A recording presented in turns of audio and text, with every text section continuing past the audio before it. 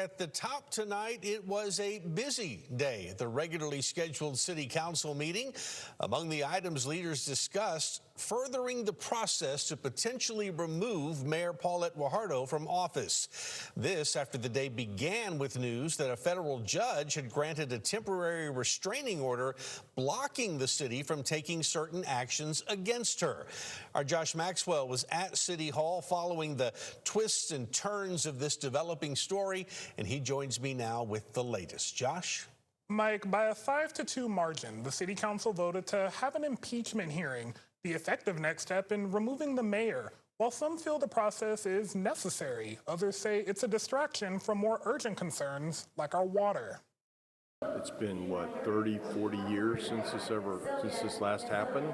We needed to refresh ourselves of what that process was. Corpus Christi at-large councilman Mark Scott referring to the 5-2 vote calling for an impeachment hearing to potentially remove Mayor Paulette Guajardo. Scott, along with fellow councilman Roland Barrera, voting against the measure, saying it didn't have to come this far. One of the alternatives is dismissal. You can do nothing.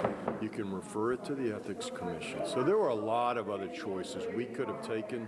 The council intentionally chose to go to this removal hearing, and that disappoints me. Scott says the decision to move forward with the hearing could interfere with more pressing issues, like our region's water crisis. It's not going to go as quickly as we want. Number two, it's going to cost a lot more money than we think. We've already had to hire one lawyer to go forward.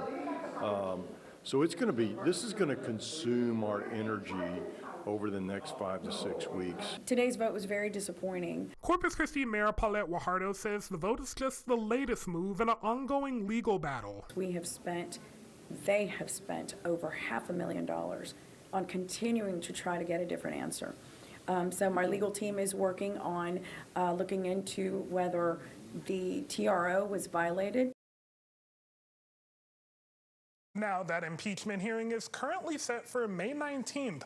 We will, of course, continue to follow this story as we learn more. Mike, back to you.